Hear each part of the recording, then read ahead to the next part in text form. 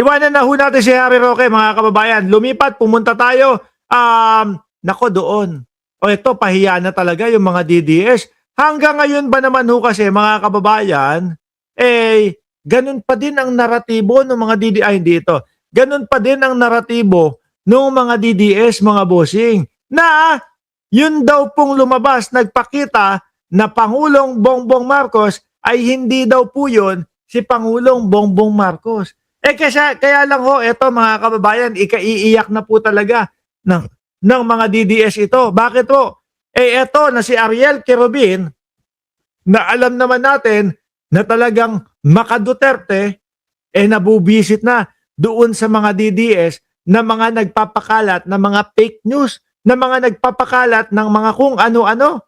Kesyo daw po may stage 4 cancer na si Pangulong Bongbong Marcos. At hindi daw po si Pangulong Bongbong Marcos yung nandoon, no, sa araw ng kagitingan.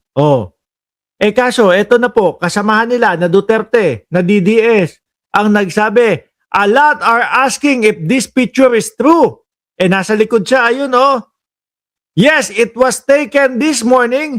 To my left is Mike Villarreal of Philippine Veterans Bank, and to my right is BFP President General Romeo Alamillo. Alamillo. Paano ito, mga kababayan? Paano na ngayon yung mga DDS?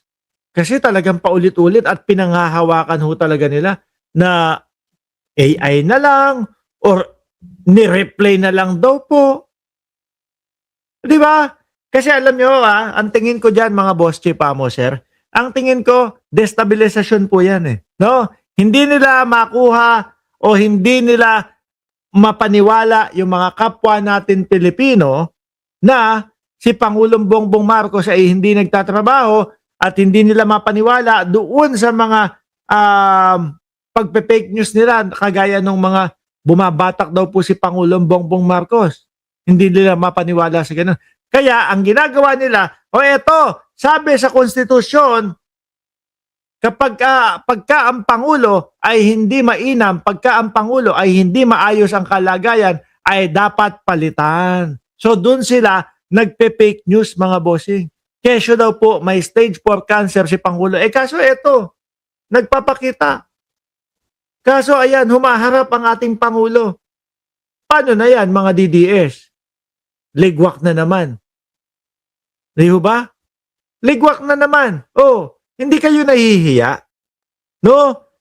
Kasi yung mga vloggers at yung mga yung mga troll nila, hindi kayo nahihiya na ang ipinifeed ninyo diyan sa mga kapwa ninyo, mga DDS, puro mga fake news. Tapos susugurin tayo dito. Mark Ramos, nasa na yung presidente ninyo?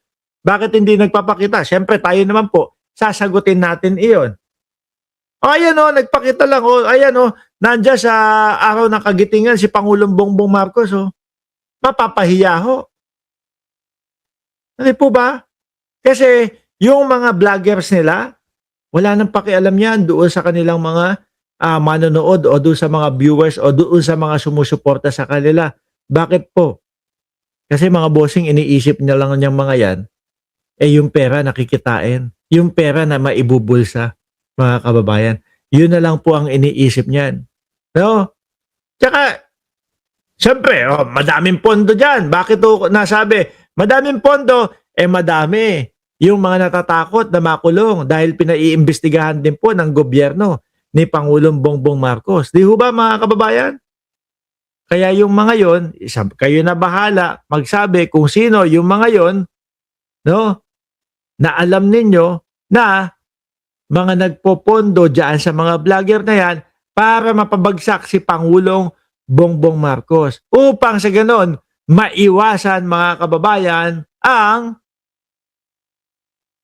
pagpapaaresto sa kanila at pagpapakulong sa kanila, mga bossing. Yun lang ho yun, mga kababayan. Wala na pong iba. Di ba? Kaya po yung mga vloggers nila, hindi po humihinto ng mga kaka-fake news, yang mga yan ho.